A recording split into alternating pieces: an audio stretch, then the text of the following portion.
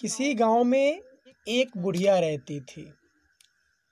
उसकी एक बहू भी थी जो बहुत प्यारी थी बुढ़िया की। बुढ़िया बहुत जरंत थी, बहुत ईर्ष्यालु थी।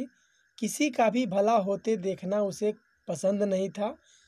किसी का आमदनी हो जाए, कोई अमीर बन जाए, ये बुढ़िया को कतई पसंद नहीं थी। एक दिन बुढ़िया के गांव में शंकर जी का शिव चर्चा हो रहा था और बुढ़िया का भी मन हुआ कि हम भी क्यों न शिव चर्चा में चले जाएं, थोड़ा मन भी बहल जाएगा।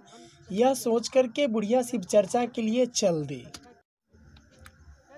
बुढ़िया जब शिव चर्चा में पहुंची तो वहां बहुत भीड़ था और भीड़ के पा करके उसको कहीं जगह नहीं मिला ताकि वो बैठ सके।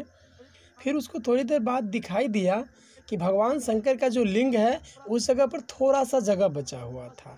बस वो कैसे भी करके बुढ़िया वहाँ पहुँच गई और शिवलिंग के सटा करके बैठ गई। चूँकि वो बुढ़िया हो चुकी थी तो कमर में भी दर्द होता तो इधर उधर खसकती। फिर थोड़ी देर के बाद जब उसको कमर बर्दाश्त नहीं हुआ तो शंकर जी के जो लिंग था उसी पे अटक गई। बुढ़िया के एक आदत खराब भी था, वो खैनी खाती थी और खैनी खाने के लिए वो टेमा निकाली और वो उसमें से चूना निकाली। जैसे ही वो चूना निकाली तो चूना थोड़ा ज़्यादा निकल गया।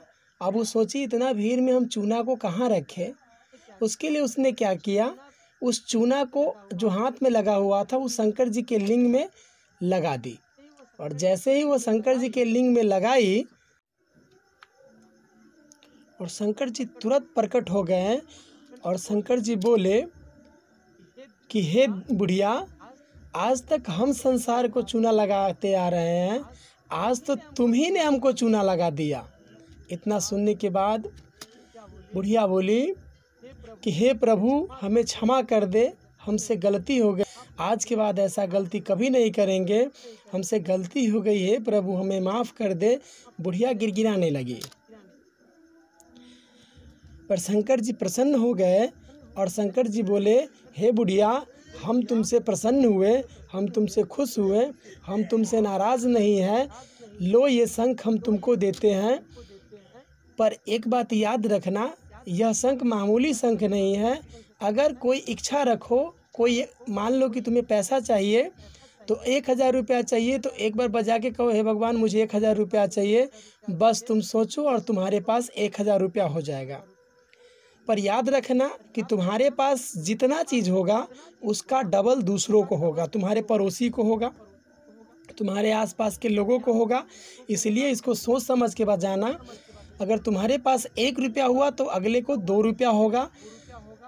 बुढ़िया शंख लेकर घर तो आ गई पर सोचने लगी कि आखिर हम इस शंख का करेंगे क्या, क्योंकि हमको 1 रुपया होगा तो पड़ोसी को तो 2 रुपया हो जाएगा, पड़ोसी हमसे ज़्यादा अमीर हो जाएगा ना, ऐसा तो हम होने नहीं देंगे। अब बुढ़िया क्या करती है, उस शंख को लेकर के छुपा देती है ताकि कोई इसका इस्तेमाल ना कर सके। कुछ दिन बाद सभी लोग उसके गांव के गंगा स्नान के लिए चले जाते हैं। बुढ़िया सोचती है कि क्यों ना हम भी चले जाए। यह सोच करके घर छोड़ करके बुढ़िया भी गंगा स्नान को चली जाती है। गंगा स्नान चली जाती है तो उसकी बहू सोचती है कि बाप रे, कितना घर में काम पड़ा हुआ है, उसको करना है, घर की सफाई करना है। और सफाई से उसको याद आता है कि उसके घर में एक पेटी है और बुढ़िया उसको छूने नहीं देती है और उस पेटी का बहुत ही ज़्यादा ख्याल रखती है वो बुढ़िया। तो सोचती है अभी मौका है, बुढ़िया नहीं है, तब तक हम इस पेटी को खोल के देखते कि आखिर इसमें क्या है। और जैसे ही बहू खोलती है पेटी को तो देखती है उसमें एक अजीब सा शंख है। वह शंख देखने के बाद उसको बजाने का लालसा होता है और उस शंख को वो निकाल लेती है और उस शंख को निकालने के बाद वह उस शंख को बजा देती है। और जैसे ही बजाती है तो वो सोची है हमारा घर साफ़ हो जाए, बस चट से उसका घर साफ़ हो जाता है।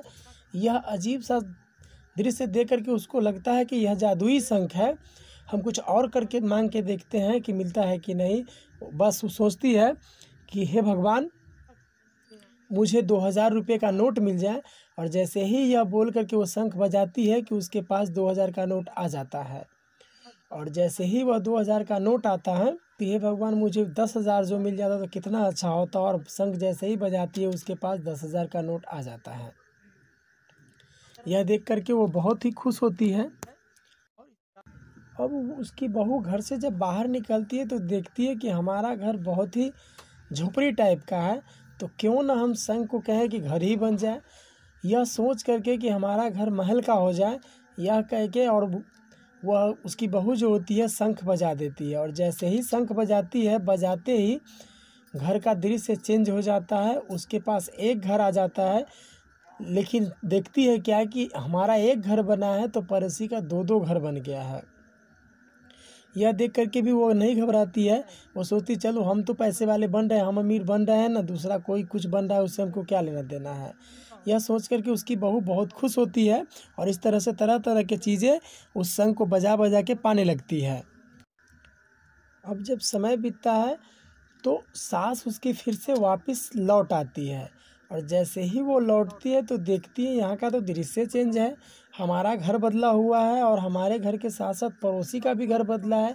और जैसे ही देखती है कि हमें एक घर है और पड़ोसी को 2-2 घर बना हुआ है, वो झट से समझ जाती कि सारा का सारा खेल शंख का है।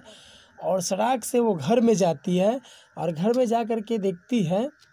जैसे ही वो घर में जाती है तो देखती है कि उसका शंख उस जगह से अलग हटा हुआ है। वो समझ जाती है कि उसकी बहू शंख बजा दी है। अब ये सोचती है चूँकि ये तो ईर्ष्यालु है, ये किसी का भला होने देना चाहती नहीं है, और देखती है कि पड़ोसी हमसे ज़्यादा अमीर हो गया है, तो कहती है रुको मज़ा चखाते हैं कैसे हमसे ज़्यादा ये सब अमीर बन जाता है। और उस शंख को लेकर के बुढ़िया बाहर आ जाती है, और बाहर आने के बाद बुढ़िया शंख को बजा देती है।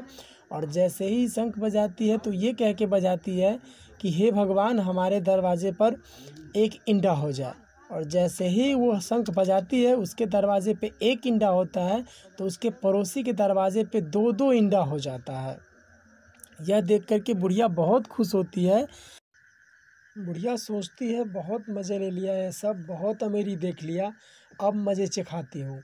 क्योंकि ये तो जरन थी। ये कहती है हे शंख महाराज ऐसा करो, गड्ढा तो आपने खुदवा ही दिया है, अब मेरा एक आँख अंधा कर दो।